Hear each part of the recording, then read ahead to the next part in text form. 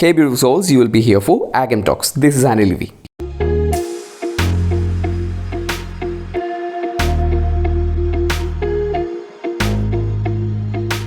നമ്മൾ ഇന്ന് ഈ വീഡിയോയിലൂടെ ചെയ്യാൻ വേണ്ടി പോകുന്നത് ആൻഡ് ദെൻ ഗാന്ധി കെയിം എന്ന് പറയുന്ന ചാപ്റ്ററിൻ്റെ ഒരു അനലൈസിങ് സെഷനാണ്. നമുക്ക് നേരെ വീഡിയോയിലേക്ക് കിടക്കാം. ആൻഡ് ദെൻ ഗാന്ധി കെയിം എന്ന് പറയുന്ന ചാപ്റ്ററിലൂടെ നെഹ്റു പറയാൻ വേണ്ടി ശ്രമിക്കുന്നത് ഗാന്ധിജിയുടെ ഇന്ത്യൻ പൊളിറ്റിക്സിലേക്കുള്ള ആ വരവിനെക്കുറിച്ചും അതുപോലെ തന്നെ അദ്ദേഹത്തിൻ്റെ ആ നേതൃപാടവത്തെക്കുറിച്ചും ഒക്കെയാണ് ഈ ഒരു ചാപ്റ്ററിലൂടെ അദ്ദേഹം പറയുന്നത്. അപ്പോൾ ആ ഒരു ഗാന്ധിജിയുടെ പ്രസൻസ് ഇന്ത്യയിൽ ഉണ്ടാക്കിയിട്ടുള്ള അല്ലെങ്കിൽ ഇന്ത്യൻ സ്വാതന്ത്ര്യ സമരത്തിലൊക്കെ ഉണ്ടാക്കിയിട്ടുള്ള ആ ഒരു ഇമ്പാക്റ്റിനെ കുറിച്ച് കൂടിയാണ് നെഹ്റു ഈ ചാപ്റ്ററിലൂടെ സംസാരിക്കുന്നത്. World war first ended at last. And the peace, instead of bringing us relief and progress, brought us repressive legislation and the martial law in the Punjab. ഒന്നാം ലോക മഹായുദ്ധം അവസാനിച്ചു. സ്വാഭാവികമായിട്ടും ഇങ്ങനെയുള്ള ലോകമഹായുദ്ധങ്ങൾ അവസാനിക്കുന്ന സമയത്ത് സമാധാനവും ആശ്വാസവും അതുപോലെ തന്നെ ഒരു പ്രോഗ്രഷൻ, ഒരു വളർച്ചയൊക്കെയാണ് ഈ ലോകത്ത് ഉണ്ടാകേണ്ടത്. പക്ഷേ അതിന് പകരമായിട്ട് ഇന്ത്യയിലെ പഞ്ചാബിൽ അവിടെ അടിച്ചമർത്തുന്ന കുറേ നിയമങ്ങളും അതുപോലെ തന്നെ പട്ടാള ഭരണവുമാണ് സംഭവിച്ചത്. A bitter sense of humiliation and the passionate anchor filled out people. അതുകൊണ്ട് തന്നെ അവിടെയുള്ള ജനങ്ങൾക്ക് ഈ കൈപ്പേറിയിട്ടുള്ള അനുഭവങ്ങൾ അല്ലെങ്കിൽ ഇങ്ങനെയുള്ള ആ ഹ്യൂമിലിയേഷൻസ്, അപമാനങ്ങളൊക്കെ അവരുടെ ഉള്ളിൽ വളരെയധികം ദേഷ്യമുണ്ടാക്കുകയാണ് ചെയ്തത്. We had become a derelict nation. നമ്മളുടെ രാജ്യം അനാഥമാക്കപ്പെട്ടു, അതായത് മറ്റ് രാജ്യങ്ങളാൽ തഴയപ്പെട്ട, ഒഴിവാക്കപ്പെട്ട ഒരു രാജ്യമായിട്ട് മാറി. Yet what could we do? ഇനി എന്താണ് ചെയ്യേണ്ടത്? How to change this vicious process? ഈ ഒരു വളരെ ദുർഘടം പിടിച്ചിട്ടുള്ള ഈ ഒരു അവസ്ഥ എങ്ങനെയാണ് മറികടക്കേണ്ടത്? We seem to be helpless in the grip of some powerful monster. വലിയൊരു മോൺസ്റ്ററിൻ്റെ, ഒരു ഭീകരൻ്റെ കയ്യിൽ അകപ്പെട്ടതുപോലെ ഇനി എന്ത് ചെയ്യണമെന്നൊന്നും അറിയാത്തൊരവസ്ഥയിലായിരുന്നു ഇന്ത്യ എന്ന് പറയുന്ന രാജ്യം. Our limbs were paralysed. നമ്മളുടെ ശരീരം പാരലൈസ്ഡ് ആയിപ്പോയി, ശക്തി ക്ഷയിച്ചു പോയി. And our minds deadened. നമ്മളുടെ മനസ്സുകൾ മരവിച്ചു പോയി. Large numbers of people cut off from the land and incapable of any kind of manual or technical work. ഇവിടെയുള്ള ജനങ്ങൾക്ക് അവരുടെ തൊഴിലുകൾ നഷ്ടമായി. അതായത് മാനുവലായിട്ടുള്ള കൈപ്പണികളോ അതുപോലെ തന്നെ ടെക്നിക്കലായിട്ടുള്ള ജോലികളോ ഒന്നും ചെയ്യാൻ കഴിയാത്ത അവസ്ഥകളുണ്ടായി. Join the swelling army of unemployed. ജോലിയില്ലാത്തതുകൊണ്ട് തന്നെ പലരും ആർമികളിലൊക്കെ ജോലിക്ക്, അതും സാലറി ഒന്നും ഇല്ലാതെ ജോലി ചെയ്യേണ്ടി വരുന്ന അവസ്ഥകൾ അവിടെ ഉണ്ടായി. And helpless, hopeless, sank ever deeper into the morass. Morass എന്ന് പറഞ്ഞിട്ടുണ്ടെങ്കിൽ ചതുപ്പിനെയാണ് മൊറാസ് എന്ന് പറയും. ഇവിടെ ആ ഒരു പ്രതിസന്ധി ഘട്ടത്തിനെയാണ് മൊറാസ് എന്ന് പറഞ്ഞിട്ടുള്ളത്. അപ്പോൾ ഇവിടെയുള്ള ജനങ്ങളൊക്കെ, വളർന്നു വരുന്ന തലമുറയൊക്കെ അൺഎംപ്ലോയ്മെൻറ്റ് കൊണ്ട് ഒരു പ്രതിസന്ധി ഘട്ടത്തിലേക്ക് വീണുപോയി. They did not know where to look. എവിടേക്കാണ് നോക്കേണ്ടത് അല്ലെങ്കിൽ ഇനി എന്താണ് ചെയ്യേണ്ടത് എന്നൊരറിയാത്ത അവസ്ഥ ഇവിടെയുള്ള പുതിയ ഒരു ന്യൂ ജനറേഷന് ഉണ്ടായി. For neither the old nor the new offered them any hope. ഇവിടെയുള്ള പ്രായമുള്ള നേതാക്കന്മാരോ അതുപോലെ തന്നെ പുതിയതായി കടന്നു വന്നിട്ടുള്ള യങ്സ്റ്റേഴ്സ് ആയിട്ടുള്ള നേതാക്കന്മാരോ അവരൊന്നും തന്നെ ഒരു പ്രതീക്ഷ ഇവിടെയുള്ള ജനങ്ങൾക്ക് കൊടുത്തതേയില്ല. What could we do? ഇനി നമുക്ക് എന്താണ് ചെയ്യാൻ വേണ്ടിയിട്ട് കഴിയുക? How could we pull India out of this quagmire of poverty and defeatism? ഇന്ത്യയുടെ ഈ ഒരു ദാരിദ്ര്യ അവസ്ഥയിൽ നിന്ന്, ഈ തോൽവിയിൽ നിന്ന് എങ്ങനെയാണ്, ഈ പ്രതിസന്ധി ഘട്ടത്തിൽ നിന്ന് ഇന്ത്യയെ പുറത്തേക്ക് കൊണ്ടുവരാൻ വേണ്ടിയിട്ട് സാധിക്കുക? ക്വാഗ്മയർ എന്ന് പറഞ്ഞാൽ പ്രതിസന്ധി ഘട്ടത്തിനെയാണ് ക്വാഗ്മയർ എന്ന് പറയുക. Not for a few years of excitement and agony and suspense. ഇത് ചെറിയൊരു കാലത്തേക്കുള്ള സങ്കടമോ അല്ലെങ്കിൽ ആ ഒരു സസ്പെൻസോ ഒന്നുമല്ല. But for long generation our people had offered their blood and toil, tears and sweat. നമ്മളുടെ ഇന്ത്യ എന്ന് പറയുന്ന മഹാരാജ്യത്തെ ഇങ്ങനെ കെട്ടിപ്പടുക്കാൻ വേണ്ടിയിട്ട് നമ്മളുടെ മുൻ തലമുറകൾ അവരുടെ ആ ഒരു രക്തവും അവരുടെ അധ്വാനവും അവരുടെ കണ്ണുനീരും അവരുടെ ആ ഒരു വിയർപ്പും ഒക്കെ ഒഴുക്കിയിട്ടാണ് ഇന്ത്യ എന്ന് പറയുന്ന മഹാരാജ്യത്തെ കെട്ടിപ്പടുത്തിട്ടുള്ളത്. And this process had eaten its way deep into the body and soul of India. അവരുടെ ഈ കണ്ണുനീരിനെയും അവരുടെ വിയർപ്പിനെയും ഒക്കെ ചൂഷണം ചെയ്തുകൊണ്ടാണ് പല ആൾക്കാരും ഇന്ത്യയിൽ വന്ന് അവരെ ഭരിച്ചു പോയിക്കൊണ്ടിരുന്നത്. അപ്പോൾ ഇങ്ങനെ വിഷലിപ്തമായിട്ടുള്ള ഈ ഒരു ചൂഷണം എന്ന് പറയുന്ന ആ ഒരു പരിപാടി poisoning every aspect of our life, ഇന്ത്യയിലെ ഓരോ ജനങ്ങളെയും മലിനപ്പെടുത്താൻ വേണ്ടിയിട്ട് തുടങ്ങി. അല്ലെങ്കിൽ ഇന്ത്യ എന്ന് പറയുന്ന ആ ഒരു രാജ്യത്തിൻ്റെ ആത്മാവിനെ തന്നെ കളങ്കപ്പെടുത്തുന്ന ഒന്നായിട്ട് ഇവിടെയുള്ള ആ ചൂഷണം മാറിക്കഴിഞ്ഞു. And then Gandhi came. അങ്ങനെ ഇരിക്കുന്ന അവസ്ഥയിലാണ് ഗാന്ധിജിയുടെ കടന്നുവരവ്. He was like a powerful current of fresh air that made us stretch ourselves and take deep breaths. അങ്ങനെ കഷ്ടപ്പെട്ടുകൊണ്ടിരിക്കുന്ന ഇന്ത്യൻ ജനതയ്ക്ക് ഒരു പുതുശ്വാസം കൊടുക്കുന്നത് പോലെയായിരുന്നു ഗാന്ധിജിയുടെ ഇന്ത്യയിലേക്കുള്ള വരവ്. Like a beam of light that pierced the darkness and remove the scales from our eyes. നമ്മളുടെ കണ്ണുകളിലുണ്ടായിരുന്ന ആ ഇരുട്ടിനെ, അതിനെ മറികടന്ന് നമുക്ക് വെളിച്ചം പകർന്നു തന്ന ദ ബീം ഓഫ് ലൈറ്റ്, ശക്തമായ തീക്ഷ്ണമായ ഒരു വെളിച്ചമാണ് Gandhiji. Like a whirlwind that upset many things. ഒരു കൊടുങ്കാറ്റ് പോലെ എല്ലാത്തിനെയും തകിടം മറിക്കുന്ന ഒന്നായിട്ടാണ് ഗാന്ധിജിയുടെ വരവ്. But most of all working of the people's mind. അദ്ദേഹത്തിൻ്റെ കടന്നുവരവ് ജനങ്ങളുടെ മനസ്സിനെ തന്നെ മാറ്റിമറച്ചു. He did not descend from the top. അദ്ദേഹം ആകാശത്തിൽ നിന്ന് പൊട്ടി വീണ ഒരു നേതാവായിരുന്നില്ല. He seem to emerge from the millions of India and speaking their language. ഇന്ത്യയിലുള്ള ദശലക്ഷക്കണക്കിന് ജനങ്ങളുടെ മനസ്സിൽ നിന്ന് ഉയർന്നു വന്നിട്ടുള്ള ഒരു നേതാവായിരുന്നു ഗാന്ധിജി. സ്പീക്കിംഗ് ദെയർ ലാംഗ്വേജ്, അവരുടെ ഭാഷ സംസാരിക്കുന്ന അവരുടേതായിട്ടുള്ള ഒരു നേതാവായിരുന്നു Gandhiji. Get off the backs of these peasants and workers. പിന്നീട് ഇവിടെ കൊടുത്തിരിക്കുന്നത് ഗാന്ധിജിയുടെ കോട്സിനെയാണ്. അദ്ദേഹം പറഞ്ഞ വാക്കുകളെ ഇൻവേർട്ടഡ് കോമയിൽ അതേപോലെ തന്നെ നെഹ്റു ഇവിടെ അടയാളപ്പെടുത്തിയിരിക്കുകയാണ്. Get off the backs of these peasants and workers. കർഷകരുടെയും ജോലിക്കാരുടെയും, ആ കഷ്ടപ്പെട്ട് ജോലി ചെയ്യുന്ന ആൾക്കാരുടെയും ഒക്കെ മുതുകിൽ നിന്ന് പുറത്തിറങ്ങുക. He told us, all of you who live by their exploitation, get rid of the system that produces this poverty and misery. ഇവിടെയുള്ള ദാരിദ്ര്യത്തിൻ്റെയും കഷ്ടപ്പാടുകളുടെയും ഒക്കെ കാരണം എക്സ്പ്ലോയിറ്റേഷനാണ്, ചൂഷണമാണ്.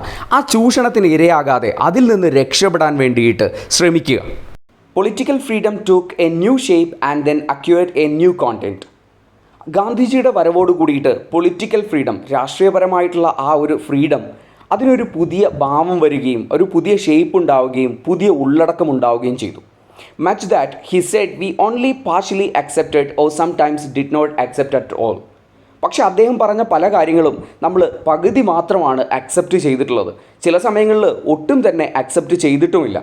But all these was secondary. പക്ഷേ അദ്ദേഹം പറഞ്ഞ കാര്യങ്ങൾ അക്സെപ്റ്റ് ചെയ്യാതിരുന്നു അല്ലെങ്കിൽ ചെയ്തു, പൂർണ്ണമായി അംഗീകരിച്ചു എന്നൊക്കെ പറയുന്നത് ഒരു സെക്കൻഡറി ആയിട്ടുള്ള കാര്യം മാത്രമാണ്. The essence of his teaching was fearlessness and truth. അദ്ദേഹം നമ്മളെ പഠിപ്പിച്ചു തരാൻ വേണ്ടി ശ്രമിച്ചിരുന്നതിൻ്റെ ആകെ തുക എന്ന് പറയുന്നത് ഫിയർലെസ്നെസ്, ഭയമില്ലാതിരിക്കുക, ആൻഡ് ട്രൂത്ത്, സത്യത്തെക്കുറിച്ച്, and the action allied to these always keeping the welfare of the masses in view. അപ്പോൾ അദ്ദേഹം നമുക്ക് പഠിപ്പിച്ചു തന്നത് ഒരു വലിയ ജനക്കൂട്ടത്തിൻ്റെ ആ ഒരു വെൽഫെയർ, അവരുടെ ആ ഒരു നന്മയ്ക്ക് വേണ്ടിയിട്ടുള്ള കാര്യങ്ങളായിരുന്നു നമുക്ക് അദ്ദേഹം പഠിപ്പിച്ചു തന്നത്. The greatest gift of for an individual or a nation, so we had been told in our ancient books, was abhaya, fearlessness, not merely bodily courage but the absence of fear from the mind.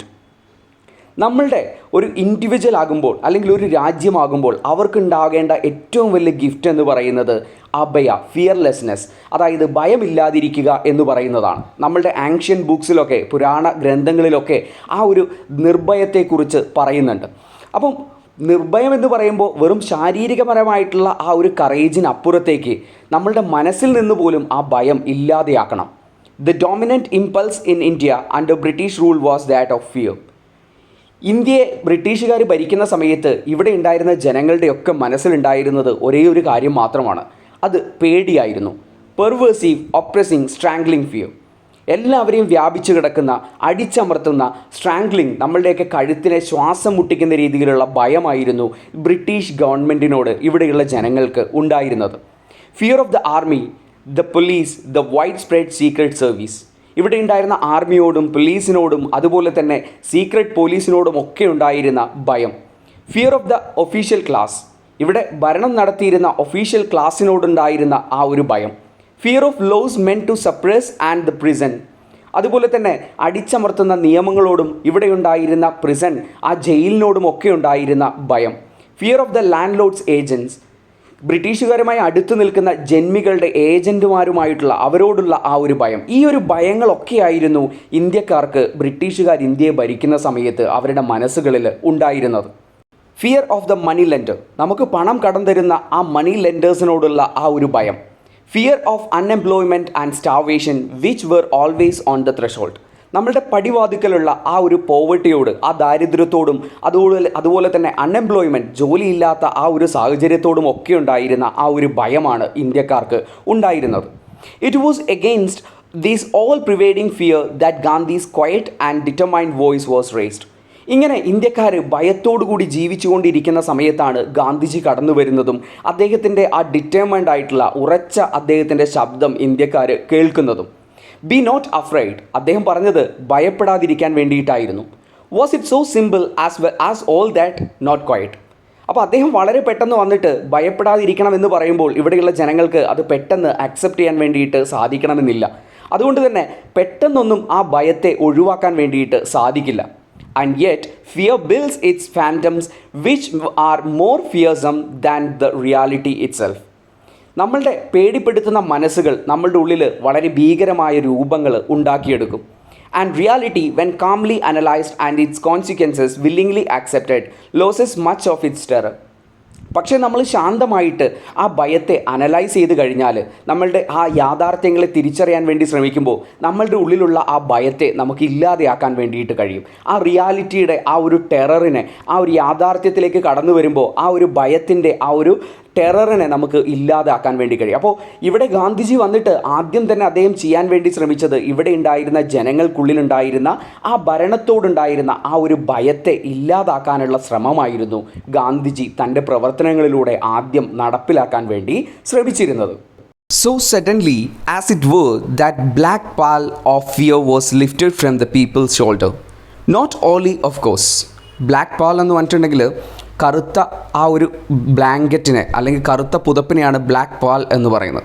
അപ്പോൾ പെട്ടെന്ന് തന്നെ ജനങ്ങളുടെ മുകളിലുണ്ടായിരുന്ന ആ ഒരു ഭയം എന്ന് പറയുന്ന കറുത്ത ബ്ലാങ്കറ്റിനെ ഗാന്ധിജിക്ക് എടുത്ത് മാറ്റാൻ വേണ്ടിയിട്ട് സാധിച്ചു.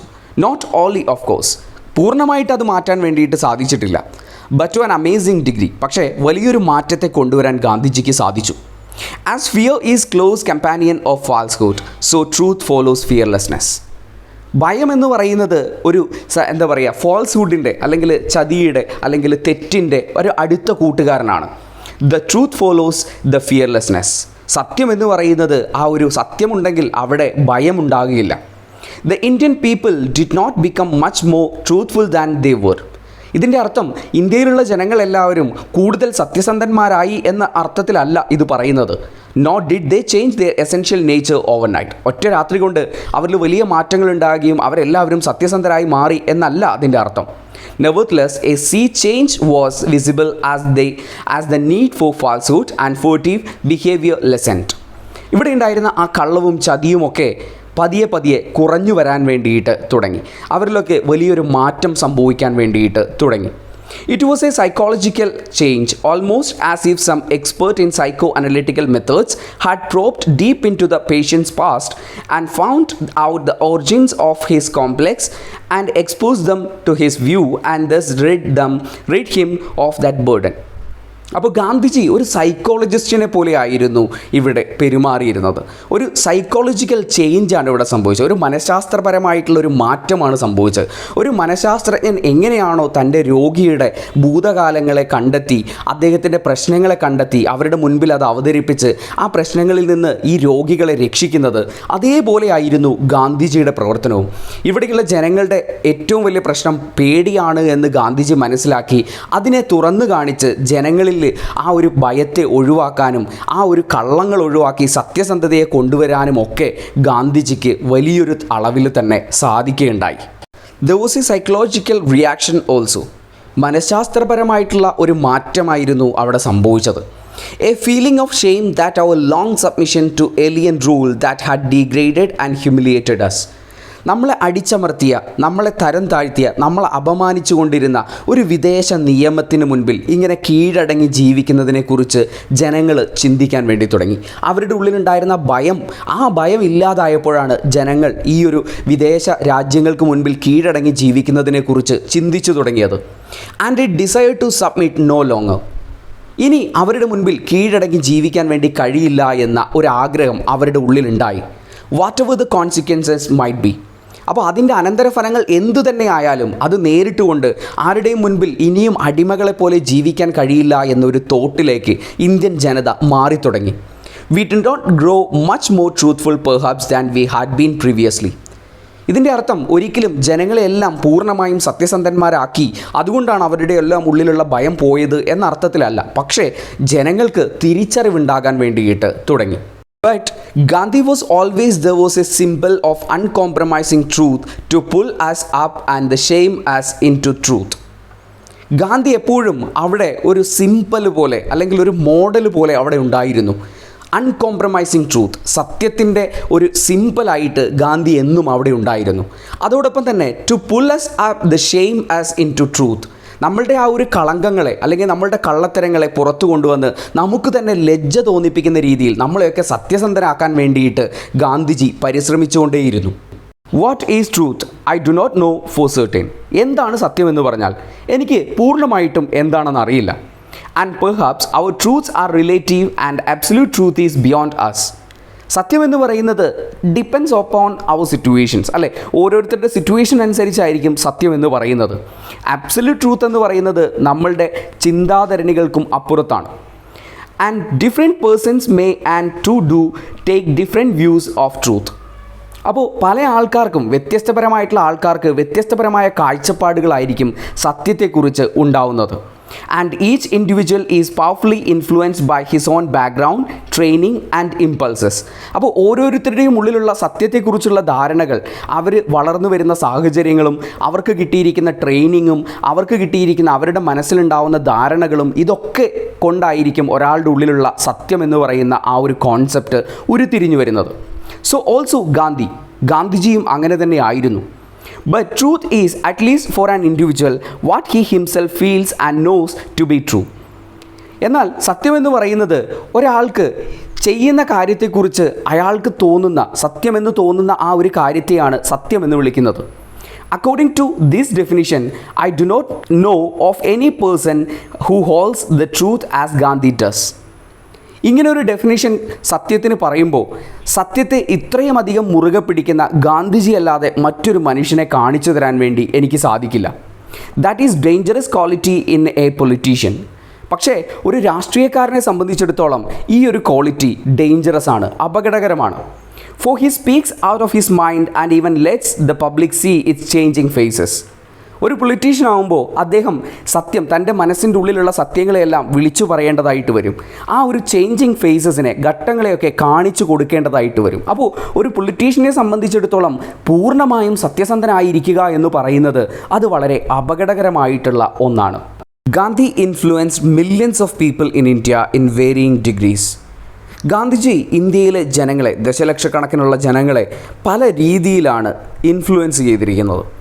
Some change the whole texture of their lives. അദ്ദേഹത്തിൻ്റെ ആ ഒരു ഇൻഫ്ലുവൻസ് കൊണ്ട് പല ആൾക്കാരും അവരുടെ ജീവിതം തന്നെ മാറി മറഞ്ഞ ആൾക്കാരുണ്ട്.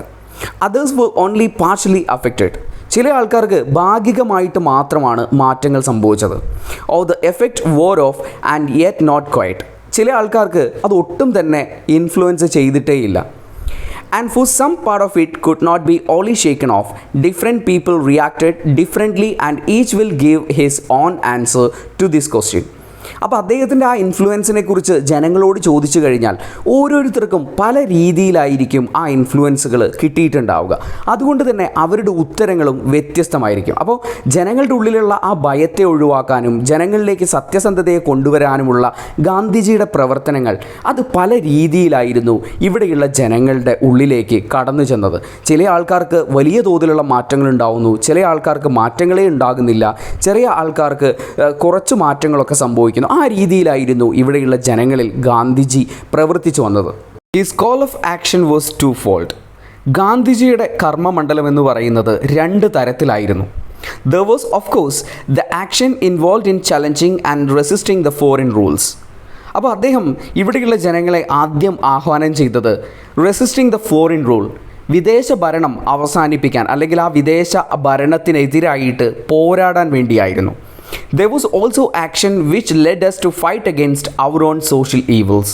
രണ്ടാമത്തെ അദ്ദേഹത്തിൻ്റെ ആഹ്വാനം എന്ന് പറയുന്നത് സോഷ്യൽ ഈവിൾസ്, നമ്മളുടെ സമൂഹത്തിൽ നിലനിന്നിരുന്ന കുറച്ച് സൂപ്പർസ്റ്റീഷ്യസ് ആയിട്ടുള്ള ബിലീവ്സ് അല്ലെങ്കിൽ സോഷ്യൽ ഈവിൾസിനെതിരെ പോരാടാൻ വേണ്ടിയായിരുന്നു. Apart from the fundamental objectives of Congress എന്ന് പറയുന്ന ആ ഒരു ഗ്രൂപ്പിൻ്റെ അവരുടെ ലക്ഷ്യത്തിനും അപ്പുറത്തേക്കായിരുന്നു ഗാന്ധിജിയുടെ കാഴ്ചപ്പാടുകൾ. The freedom of India and the method of peaceful action, the principal planks of Congress were national unity. അപ്പോൾ കോൺഗ്രസ് എന്ന് പറയുന്ന ഗ്രൂപ്പിൻ്റെ അവരുടെ ലക്ഷ്യം എന്ന് പറയുന്നത് ഇന്ത്യക്ക് സ്വാതന്ത്ര്യം നേടിയെടുക്കുക, മെത്തേഡ് ഓഫ് പീസ്ഫുൾ ആക്ഷൻ, വളരെ സമാധാനപരമായിട്ടുള്ള പ്രവർത്തനങ്ങളിലൂടെ ആ ഒരു സ്വാതന്ത്ര്യം നേടിയെടുക്കുക. അതോടൊപ്പം തന്നെ നാഷണൽ യൂണിറ്റി, ഈ ഒരു രാജ്യത്തിൻ്റെ ആ യൂണിറ്റിയെക്കുറിച്ചും കോൺഗ്രസ് എന്ന് പറയുന്ന ഗ്രൂപ്പ് ചിന്തിച്ചിരുന്നു. Which involve the solution of minority problems, ഇവിടെ ഉണ്ടായിരുന്ന മൈനോറിറ്റി ക്ലാസിൻ്റെ അവരുടെ പ്രശ്നങ്ങൾ പരിഹരിക്കുക. And raising the depressed classes, അടിച്ചമർത്തപ്പെട്ടിരിക്കുന്ന വിഭാഗങ്ങളെ അവരുടെയൊക്കെ ഒരു വളർച്ചയ്ക്ക് വേണ്ടി പ്രവർത്തിക്കുക. And the ending of the curse of untouchability, തൊട്ടുകൂടായ്മ പോലുള്ള വളരെ നീചമായിട്ടുള്ള പ്രവർത്തനങ്ങൾ ഇന്ത്യയിലുണ്ടായിരുന്നു. അങ്ങനെയുള്ള ആ social ഈവിളിനെതിരെ പോരാടുക.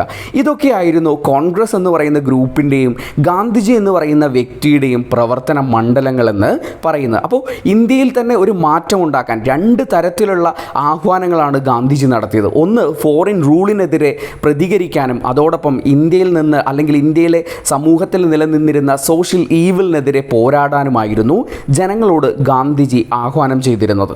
Realising that the main props of British rule were fear, prestige and the cooperation of the people. Props എന്ന് പറഞ്ഞാൽ സപ്പോർട്ടിംഗ് ഫാക്ടേഴ്സിനെയാണ് പ്രോപ്സ് എന്ന് പറയുക. ഗാന്ധിജി പതിയെ തിരിച്ചറിയാൻ വേണ്ടി തുടങ്ങി എന്താണ് ബ്രിട്ടീഷ് റൂളിനെ അല്ലെങ്കിൽ ബ്രിട്ടീഷുകാരെ ഇവിടെ ഭരിക്കാൻ വേണ്ടിയിട്ട് പ്രാപ്തമാക്കി മാറ്റുന്നത്. അതിൻ്റെ ഒന്നാമത്തെ കാരണം എന്ന് പറയുന്നത് ഭയമാണ്. ജനങ്ങൾക്ക് ആ ഭരണത്തോടുണ്ടായിരുന്ന ആ ഭയം. ആൻഡ് പ്രസ്റ്റീജ്, അതോടൊപ്പം തന്നെ കിട്ടുന്ന സ്ഥാനമാനങ്ങളോടുണ്ടായിരുന്ന ആ ഒരു പ്രസ്റ്റീജ്, ആ ഒരു ബഹുമാനം, അതൊക്കെയായിരുന്നു ജനങ്ങൾക്കുണ്ടായിരുന്നത്. And the cooperation of the people, അതോടൊപ്പം കുറച്ച് ആൾക്കാരൊക്കെ ഈ ബ്രിട്ടീഷ് റൂളിനെ സപ്പോർട്ട് ചെയ്തിരുന്നു. And certain classes whose vested interests were centered in the British rule. കുറച്ച് ആൾക്കാർക്കൊക്കെ ഈ ബ്രിട്ടീഷ് ഭരണത്തോട് വല്ലാത്തൊരു താല്പര്യമുണ്ടായിരുന്നു. അവരുടെ ആ ഒരു സപ്പോർട്ടൊക്കെ കൊണ്ട് മാത്രമാണ് ബ്രിട്ടീഷുകാർ ഇന്ത്യയെ ഭരിക്കുന്നത് എന്ന് ഗാന്ധിജി തിരിച്ചറിഞ്ഞു. And Gandhi attacked these foundations, Gandhiji ഈ ഒരു foundation തകർക്കാനായിരുന്നു ശ്രമിച്ചിരുന്നത്. Titles were to be given up, and though the title holders responded to this only small measure.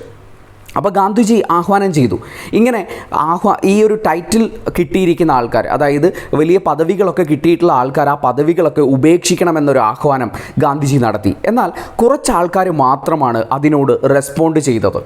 The popular respect for these British given titles disappeared. പക്ഷേ ജനങ്ങൾക്കിടയിൽ നിന്ന് ആ ഒരു ടൈറ്റിൽസിനോടൊക്കെ ഉണ്ടായിരുന്ന ബഹുമാനവും ആദരവും ഒക്കെ ഇല്ലാതാകാൻ വേണ്ടി തുടങ്ങി. അതായത് അങ്ങനെ ബ്രിട്ടീഷുകാർ കൊടുക്കുന്ന ആ വലിയ ബഹുമാന പദവിയോടൊക്കെയുള്ള ആ ഒരു ബഹുമാനവും ആദരവും ഒക്കെ ജനങ്ങൾക്കിടയിൽ നഷ്ടപ്പെടാൻ വേണ്ടിയിട്ട് തുടങ്ങി.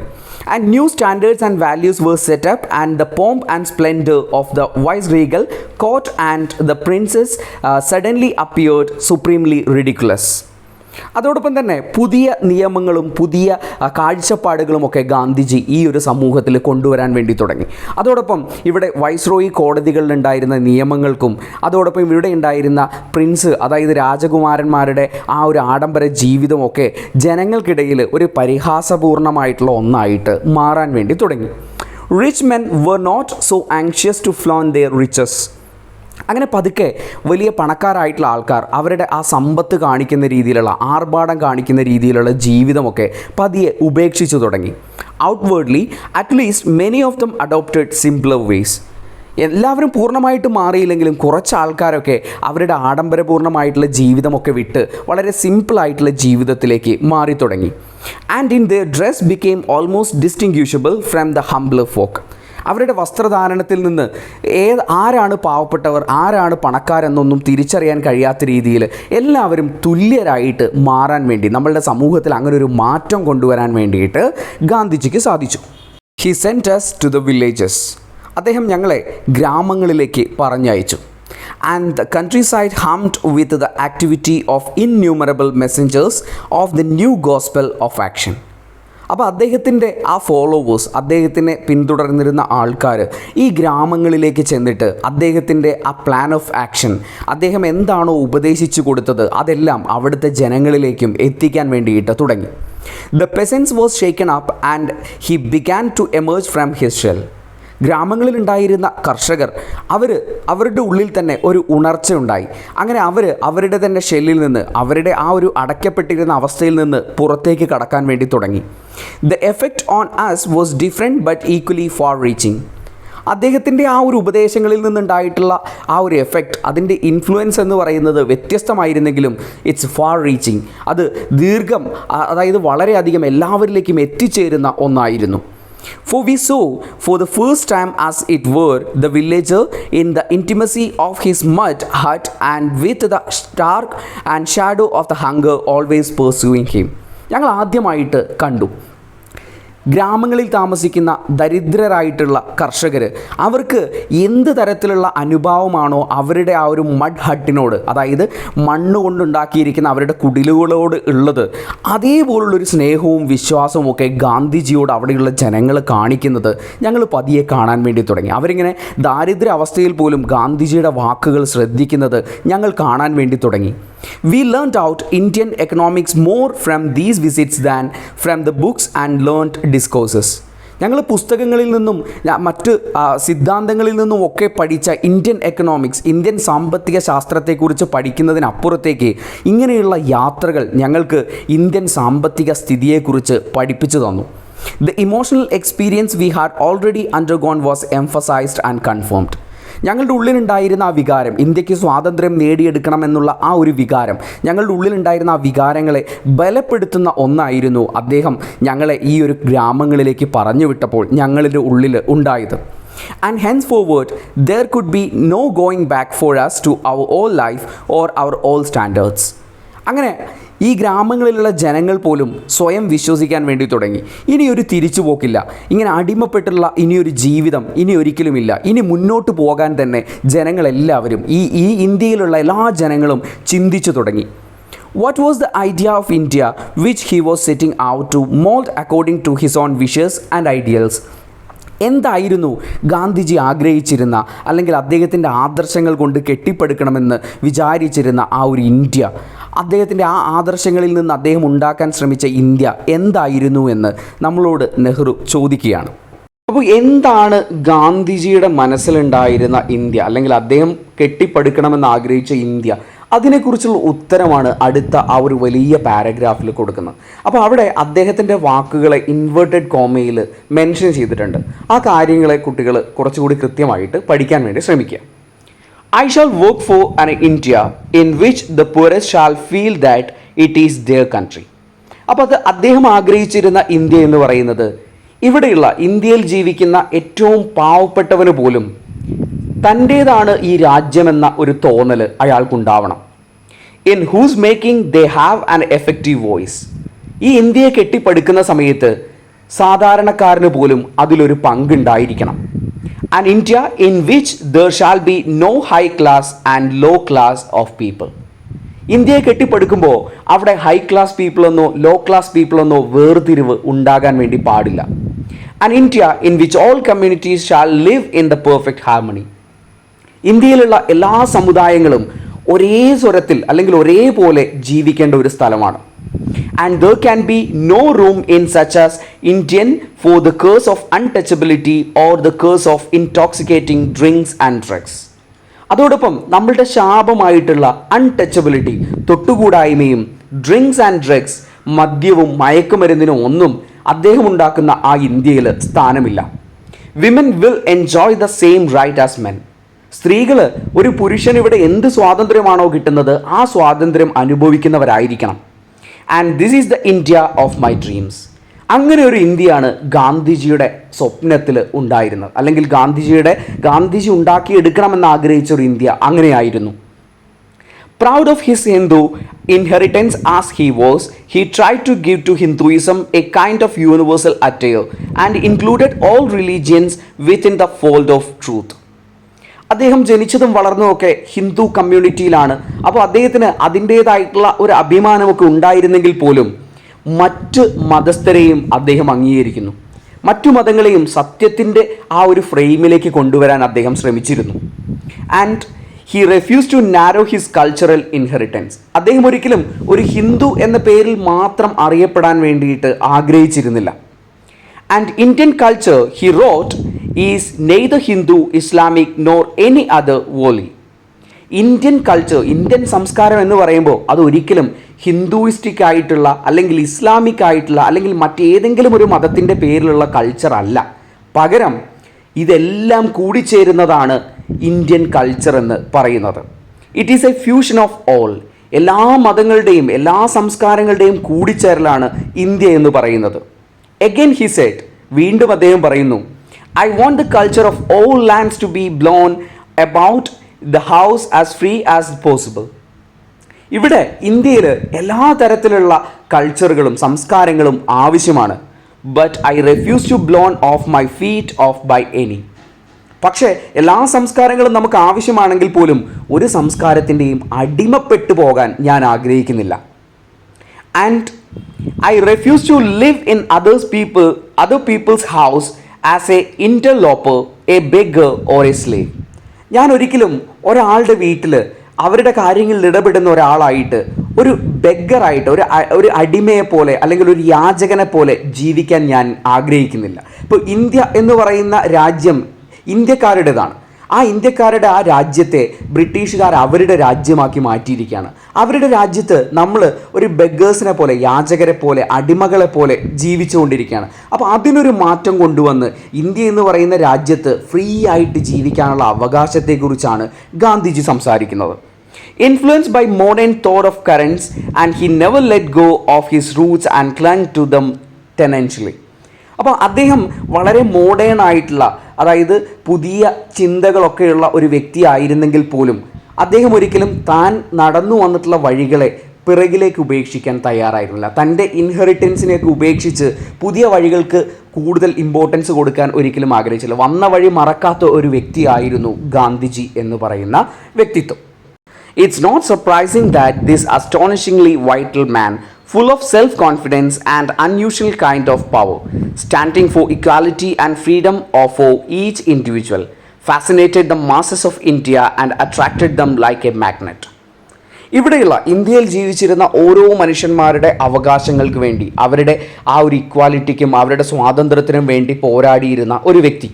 അദ്ദേഹത്തിൻ്റെ ആ ഒരു സെൽഫ് കോൺഫിഡൻസും അദ്ദേഹത്തിൻ്റെ മറ്റുള്ളവരോടുള്ള ആ ഒരു കൈൻഡ്നെസ്സും ഒക്കെ ഇവിടെയുള്ള ജനങ്ങളെ അദ്ദേഹത്തിലേക്ക് ഒരു കാന്തത്തെ പോലെ അദ്ദേഹത്തിലേക്ക് അടുപ്പിച്ചുകൊണ്ടേയിരുന്നു.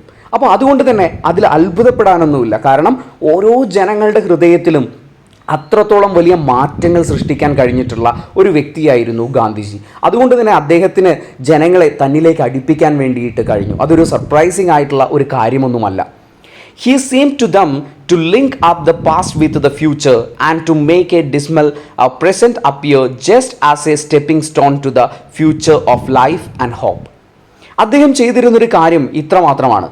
ഇവിടെ ഉണ്ടായിരുന്ന ജനങ്ങളുടെ ആ ഒരു പാസ്റ്റിനെയും, അതായത് കഴിഞ്ഞുപോയ ഭൂതകാലത്തെയും വരാനിരിക്കുന്ന ഭാവി കാലത്തെയും കൂട്ടിയോജിപ്പിക്കുകയും വളരെ കഷ്ടപ്പെട്ട് മുന്നേറിക്കൊണ്ടിരുന്ന ആ ഒരു പ്രസൻറ്റ്, ആ വർത്തമാന കാലത്തെ ഒരു സ്റ്റെപ്പിംഗ് സോണായിട്ട്, അതായത് ഒരു ചവിട്ടുപടിയായിട്ട് ഉപയോഗിച്ചുകൊണ്ട് ഒരു പുതിയ പ്രതീക്ഷയുള്ള ഒരു ജീവിതവും ഒരു നല്ല ജീവിതം, ഒരു ഫ്യൂച്ചർ ലൈഫ് കൊടുക്കാൻ വേണ്ടിയായിരുന്നു Gandhiji ശ്രമിച്ചുകൊണ്ടിരുന്നത്. Thus he effected the vast psychological revolution not only among those who followed his lead but also among his opponents and those many neutrals. അപ്പോൾ അദ്ദേഹത്തിൻ്റെ ആ ആദർശങ്ങൾ അദ്ദേഹത്തിനെ ഫോളോ ചെയ്തിരുന്ന ആൾക്കാരിൽ മാത്രമല്ല മാറ്റങ്ങൾ ഉണ്ടാക്കിയിരുന്നത്, അദ്ദേഹത്തിൻ്റെ എനിമീസ്, ഒപ്പോണൻസ്, അദ്ദേഹത്തിനെ എതിർത്തു നിന്നവരിലും മാറ്റങ്ങൾ സൃഷ്ടിച്ചു. അതുപോലെ തന്നെ ന്യൂട്രലായിട്ട്, അതായത് എന്ത് ചെയ്യണമെന്നറിയാതെ നിന്നിരുന്ന ആൾക്കാരിലും വലിയൊരു മാറ്റത്തെ കൊണ്ടുവരാൻ വേണ്ടി അദ്ദേഹത്തിന് സാധിച്ചു.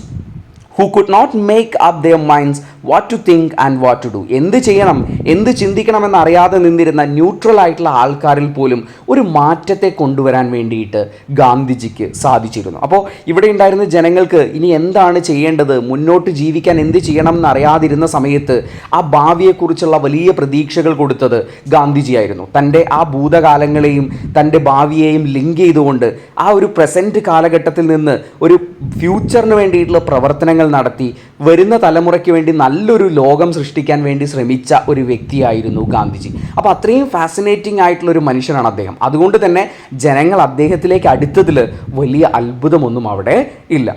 അപ്പോൾ നെഹ്റുവിൻ്റെ ദ ഡിസ്കവറി ഓഫ് ഇന്ത്യ എന്ന് പറയുന്ന പുസ്തകത്തിൽ നിന്ന് എടുത്തിട്ടുള്ള ഒരു ഭാഗമാണ് നമുക്കിവിടെ പഠിക്കാനുള്ള ഈ ഒരു ചാപ്റ്റർ എന്ന് പറയുന്നത്.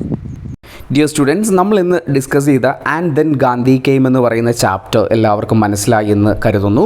ഇത് കുറച്ച് ലെങ്തി ആയിട്ടുള്ള ചാപ്റ്റർ ആയതുകൊണ്ടാണ് ഒരു ലെങ്തി ആയിട്ടുള്ള വീഡിയോ ആയിട്ട് ഇത് മാറിയത്. അപ്പോൾ എല്ലാവർക്കും ഇത് മനസ്സിലായി എന്ന് കരുതുന്നു. ഈ വീഡിയോ നിങ്ങൾക്ക് ഇഷ്ടപ്പെടുകയാണെങ്കിൽ നിങ്ങളുടെ കൂട്ടുകാർക്ക് കൂടിയിട്ട് ഇത് ഷെയർ ചെയ്ത് കൊടുക്കുക. ആദ്യമായിട്ടാണ് നിങ്ങൾ ചാനലിലെങ്കിൽ ചാനലൊന്ന് സബ്സ്ക്രൈബ് ചെയ്യുക. So this is and Lewy signing off.